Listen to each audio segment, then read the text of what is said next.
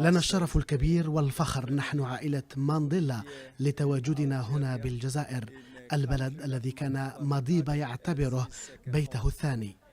نحن هنا بمناسبة الافتتاح الرسمي وتدشين ملعب نيلسون مانديلا بدعوة من رئيس الجمهورية السيد عبد المجيد تبون، وهذا يعتبر فخرا وشرفا كبيرا لنا ولكل عائلة مضيبة نيلسون مانديلا.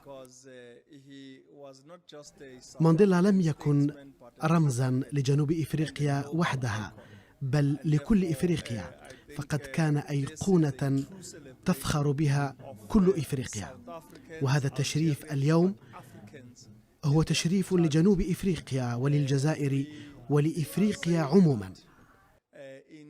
هذا التكريم لمانديلا يدفعنا لمواصلة العمل على نفس المبادئ والمواقف التي ناضل من أجلها، فقد كان صوتا للأحرار وللشعوب المستضعفة، دون أن ننسى في هذا الموقف آخر مستعمرة في القارة الإفريقية الصحراء الغربية، فيجب علينا العمل على توحيد كل الجهود حتى ينال إخواننا وأخواتنا في الصحراء الغربية استقلالهم وسيادتهم على أرضهم.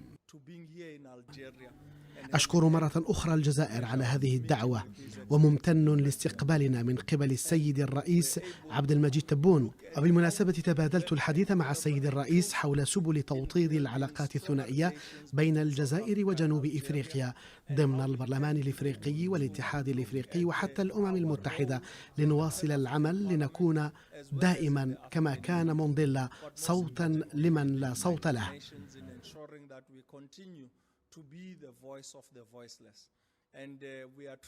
سعيد بتواجدي هنا في الجزائر، وأسعد أيضا بحضور المقابلة الافتتاحية غدا بين الجزائر وليبيا، متمنيا الفوز والتوفيق للجزائر في تنظيم هذه المنافسة.